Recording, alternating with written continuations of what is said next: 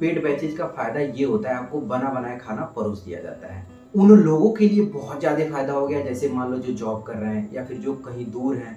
जब हम ऑनलाइन तैयारी करते हैं तो वो हमें क्लास में जो बैठने का फियर होता है ना, मतलब 20 लोगों के बीच में किसी भी एग्जाम में सिलेक्शन होने का सबसे ज़्यादा चांस किसका रहता है? जो ऑनलाइन क्लास करता है उसका, या जो ऑफलाइन करता है उसका।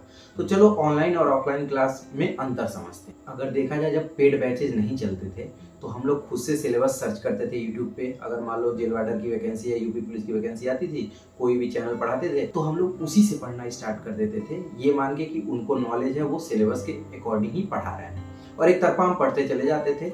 एग्जाम में सिलेक्शन हुआ नहीं हुआ इसकी बात अभी छोड़ते हैं। लेकिन जब से पेड बैचेज आ गए तो पेड बैचेज का फायदा ये होता है, आपको बना बनाया खाना परोस दिया जाता है। बना बनाया खाना परोसने का मतलब ये है कि ना ही आपको सिलेबस खोजना है, ना ही आपको टेस्ट कहाँ से लगा ये खोजना है। आप पेमेंट किए, उसके बाद आपको लगातार क्लासेस दी जाने लगती हैं। क्लास खत्म होने के बाद मान लो एक चैप्टर कंप्लीट हुआ, आपको टेस्ट पेपर दे दिया जाता है, उससे रिलेटेड क्वेश्चन दे दिया जाता है। ऑफलाइन में यही आपको मिलता है।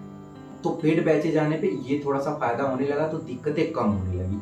उन लोगों के लिए बहुत ज़्यादा फायदा हो गया, जैसे मान लो जो जॉब कर रहे हैं या फिर जो कहीं दूर हैं। पहले 6-6 हज़ार 7-7 हज़ार में यूपी पुलिस की तैयारी कराई जाती थी। अब सोचो वही चीज़ आप 500-600 से 1000 के अंदर कर लेते हो। तो ऑनलाइन बैचेज का ये फायदा होता है। रही बात ऑफलाइन बैचेज का, तो अगर मान लो आप 12th पास की और आपको तैयारी करनी है तो 2-4-6 महीने या एक बार कोई बैच आपको ऑफलाइन ले लेनी चाहिए। उसका फायदा देखो क्या होता है। सबसे बड़ी चीज होती है ना, जब हम ऑनलाइन तैयारी करते हैं तो वो हमें क्लास में जो बैठने का फियर होता है ना, मतलब 20 लोगों के बीच में सर हमें क्वेश्चन दे रहे हैं, हम सॉल्व करके बता रहे हैं, हाँ सर मेरा हो गया, या फिर मेरा क्वेश्चन का जवाब इतना आया है, कोई कह रहा है मेरा इतना आया है। तो उन सब चीजों को भी फेस करना बहुत जरूरी होता है। तो अगर आप नए नए कंपटीशन लाइन में उतरना चाह रहे हो तो आप एक बार ऑफलाइन बैच जरूर ले लेना। ये नहीं मैं बोल रहा हूँ कि इस वैकेंसी के लिए लेना। मान लो बहुत लोग ऐसे हैं जो 12th की परीक्षा अभी देने वाले होंगे या दे दिए होंगे, तो उनके लिए ऑफलाइन बैच थोड़ा सा फायदा करता है। बाकी देखो पेड बैचेज में से किसी भी चीज़ की कमी अब नहीं होती है जो आपको ऑफलाइन में मिले और ऑनलाइन में नहीं मिले। तो अगर आपके पास समय है तो आप ऑफलाइन बैच पढ़ सकते हो। बाकी अगर आपको लगता है कि आप कहीं बाहर रह रहे हो या उतना पैसा नहीं दे सकते हो, वहाँ रहोगे तो तुम्हें खाने का भी अलग से देखना पड़ेगा, रहने का भी देखना पड़ेगा, बाकी जो फीस लगेगी वो लगेगी। और पेड बैचेज का ये फायदा है कि आप जहाँ रह रहे हो वहीं से बैठ के पढ़ सकते हो। बाकी सिलेक्शन की अगर बात किया जाए तो बिना कोचिंग पढ़े लोग भी सिलेक्ट होते हैं।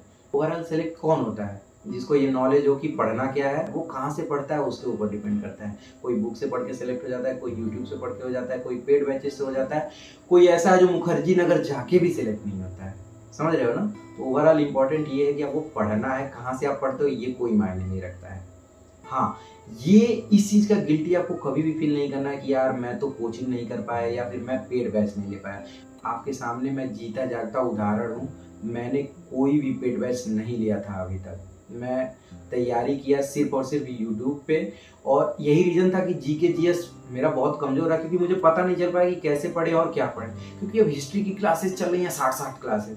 मैं सोचा यार 60 क्लासेस पढ़ने में बहुत टाइम लगेगा, रट्टा मारने में बहुत टाइम लगेगा, इस वजह से मैं नहीं पढ़ा। मुझे जो सही लगा वो मैं पढ़ लिया। उस समय यार थोड़ा सा पैसे का भी एडजस्टमेंट करना पड़ता था ना, तो थोड़ी सी चीज़ें पॉजिटिव नहीं थी, लेकिन अब वो चीज़ें नहीं हैं। तो मैं यही आपसे कहना चाहूँगा, बहुत दोस्तों का कमेंट आता है कि सर मेरे पास पैसे नहीं है, मैं घर पे पढ़ रहा हूँ। तो आप सिलेक्शन ले सकते हो। अगर आपके पास बुक नहीं है, कोई अगल बगल होगा जो सेलेक्ट हो गया होगा, उसका बुक ले लो, क्या बदलता है? बहुत होगा तो लेटेस्ट क्वेश्चन नहीं मिलेगा ना, यूट्यूब से देख लेना। जरूरी थोड़ी है लिखित आपको क्वेश्चन मिले। तो ये ऑनलाइन और ऑफलाइन में माइनर सा अंतर है। बाकी अगर आप ऑनलाइन लेके पढ़ रहे हो तो भी कोई दिक्कत नहीं है, ऑफलाइन क्लास ले रहे हो तो भी कोई दिक्कत नहीं है। ओवरऑल जब आप सेलेक्ट हो जाओगे ना तो कोई ये नहीं पूछेगा कि आप ऑनलाइन पढ़ रहे थे या ऑफलाइन पढ़ रहे थे। तो सिलेक्शन लेना है तो सिलेबस पे फोकस करो, वो ऑनलाइन भी है वो ऑफलाइन भी है। बाकी अगर नौकरी लग जाएगी ना तो सब चीज़ें भूल जाएंगी, इज्जत रुतबा और शोहरत सब बढ़ जाएगी आपके साथ साथ आपके परिवार की। तो उसके लिए पढ़ लो। अगर वीडियो पसंद आया होगा तो वीडियो को आप लोग लाइक तो करते ही हो। हाँ, चैनल सब्सक्राइब तभी करना जब आपको लगे कि इस वीडियो से आपको फ़ायदा हो रहा है या फिर मैं आपके काम की चीज़ें दे पा रहा हूँ, और आगे भी अगर चाहिए तब आप कर सकते हो। मिलते हैं अगले वीडियो में, तब तक के लिए जय हिंद।